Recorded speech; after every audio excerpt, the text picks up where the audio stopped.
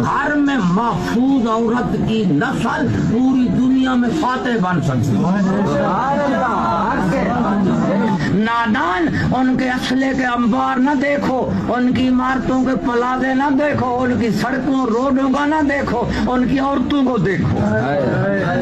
قوموں کا زوال عروج عورتوں پر ہے۔ اگر عورت پردہ نشیں ہے تو سمجھو قوم غیور بھی ہے اور آزاد بھی ہے۔ اگر عورت بازار میں جب عورت ہی دکھا دے چھپاؤ گے کیا؟ لڑکے کیوں؟ لڑتے کیوں؟ اس لیے انگریز کہتا ہے دولت عورت مجھے دکھا دو، دولت چھپا دو۔ دولت چھپانے کے لیے بینک دیا، عورت دکھانے کے لیے سینما دیا ہے۔ دولت چھپانے سے امیر بنو گے، عورت چھپانے سے غیرت مند بنو گے۔